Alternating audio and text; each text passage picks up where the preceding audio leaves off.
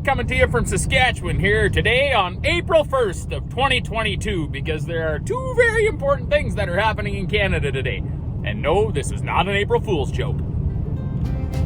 Thing number one. As Canadians struggle to try and stay afloat after three of the most devastating years of their life, today, April 1st of 2022, all of our federal elective representatives in Ottawa, be them Liberal, Conservative, Bloc, Green, NDP, it doesn't matter, every one of them are scheduled to get a pay raise today. Oh yeah, you heard me right, and I'm not talking little pay increases here either. I'm talking senators and backbenchers are getting another 11 grand. Ministers and shadow ministers are getting another 16 grand. And Prime Minister Justin Trudeau himself is getting another 22 grand. So while we're all here trying to figure out how we're going to pay for groceries, cover our mortgages, fill our cars with gasolines, the federal representatives that we've elected to represent us in Ottawa are taking a pay increase.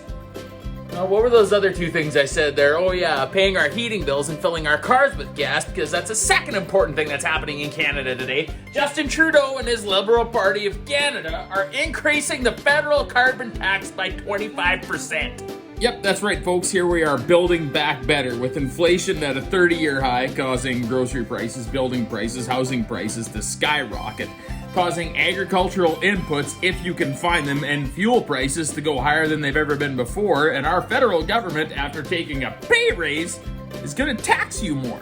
Now, if you typically watch Quick Dick, you know that this would be the point in my video where I would start making a whole bunch of fun of politicians, I would make a whole bunch of fun of environmentalists, and I would make a whole bunch of fun of people that believe that carbon taxes are actually going to help an environmental cause here in Canada. But I am not going to do that this time, because if you're new to watching Quick Dick, first of all, welcome. Second of all, just asking for a few minutes of your time, and why don't you come on a quick tour with me? Peanut butter jam. So why are we being taxed to use fossil fuels? Emissions, right? Global emissions. Global greenhouse gas emissions, because oil and gas is dead, and the only way that we're going to survive is we're going to go forward using wind turbines, solar panels, and electric vehicles. Oil is dead, and we are going to tax you every time you try and use it. Okay, neat. Look, I'm not going to take a big dump on green energy in this episode because it's not fair. Because if you look into electrical vehicles, there are some really, really cool things that these things can actually do. If you look into wind, there are some very neat places, especially here in Saskatchewan where the wind's always blowing, where wind power kind of makes sense sometimes. And we're going to have a future episode coming in Quick Dick where we're going to visit a seed cleaning operation near Tufnell here that is converted over to completely solar generation that's still tied into the power grid, because if you didn't know it, the sun shines quite a bit here in Saskatchewan.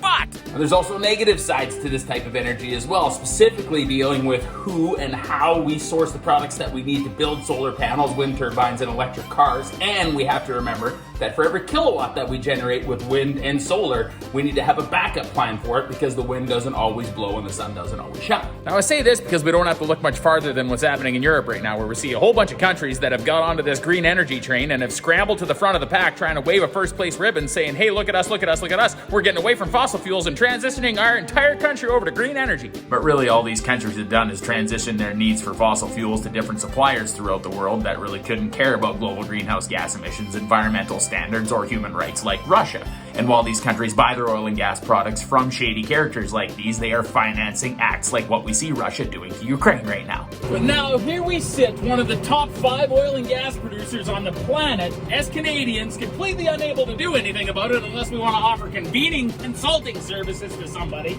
because our government has been one of those governments that wants to run to the front of the pack and get their ribbon for being in first place of reducing global greenhouse gas emissions. You know what the problem is with that? See, Canada emits just less than 2% of global greenhouse gases. That means if this colostrum was global greenhouse gases,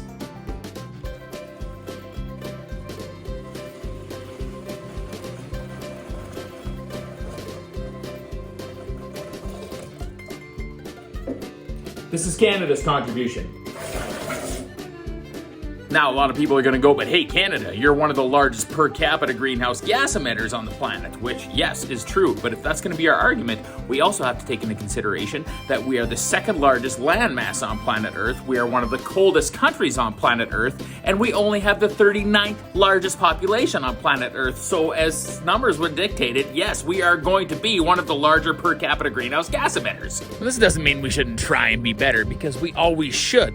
But if Canada was to stop emitting greenhouse gases tomorrow, the rest of the planet wouldn't even notice, not one bit. It would be like a little kid in the corner of a pool that all of a sudden, who was peeing a little bit into the pool, stopped peeing into the pool. Nobody's gonna notice. The big kids over in the deep end that are having explosive diarrhea in the pool don't even care that the little kids stopped peeing in the pool. Actually, the big kids that are having explosive diarrhea sold the little kid that's peeing a little bit in the pool their fucking swimming trunks. But for some reason, our federal government is intoxicated with the notion that we should be taxed for the tiny little bit of pee that we put into the pool instead of selling our ethically produced ammonium to the big diarrhea machines that are shitting in the deep end of the pool, making the whole thing brown. Okay, look, gross example, right? I hear you.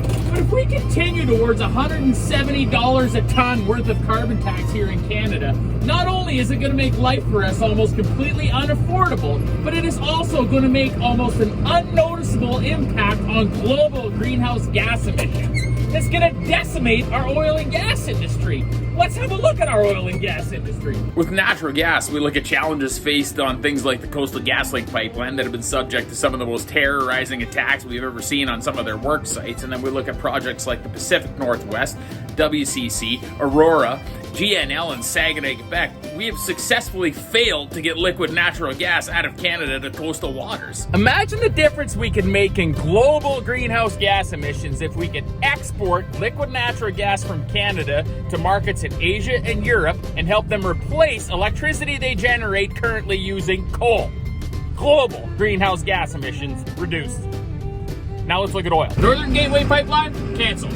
Energy East Pipeline, canceled. Keystone XL Pipeline, canceled. Sprinkle that with a little bit of Bill C-48 and Bill C-69, along with the Prime Minister that runs around shooting his mouth off about capping oil and gas emissions here in Canada, and we have effectively gelded our world-class oil and gas industry. And now we have a conflict in Europe, like a real crisis. And with all these actions that our government has taken against the responsible development of our oil and gas industry here in Canada, our Minister of Natural Resources indicates that we are going to increase and ship an additional 300,000 barrels a day of Canadian oil and gas to displace Russian oil. Do you know the only way we can actually do that right now?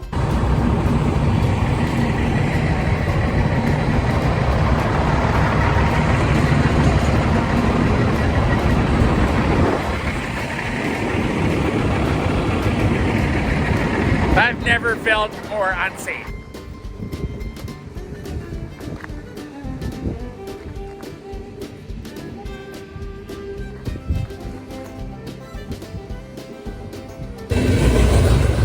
Got the close to dark Canadian pipeline rolling here.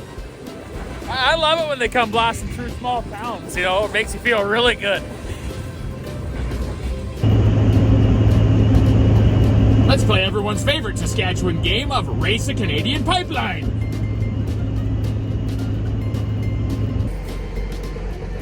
What do you think, girls? Canadian Pipeline's running a little close to the old feedlot here, eh?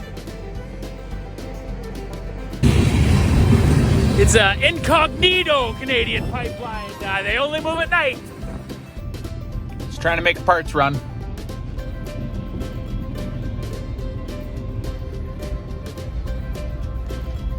I'm literally coming back the other way from this parts run. I can't even make this shit up. Do you know what we need trains to move? The other things that the world is going to be short on now because of the conflict in Ukraine and Russia. Grain and fertilizer. Oil and gas belong in pipelines, and we need them now more than ever. Put the lube in a tube! Save the trains for grains. Wait, what are you talking about, Quick Dick? Pipelines? I thought we're moving away from oil and gas. It's dead. We're going to use solar and wind power and electric vehicles. Well, my friends, you got to look at the big picture of things here.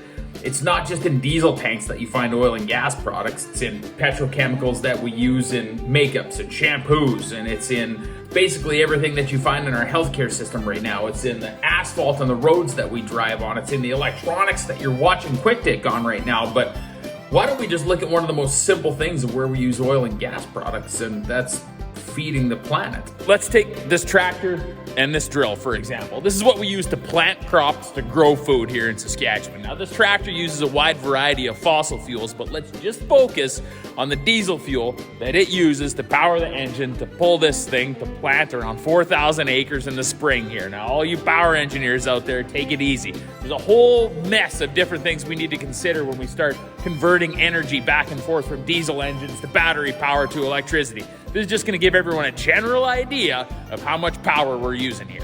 On an average year, this unit runs approximately 260 horsepower for 160 planting hours in order to seed our crop. If we swap that over to a unit measurable in electricity, that would be equal to about 31,000 kilowatt hours.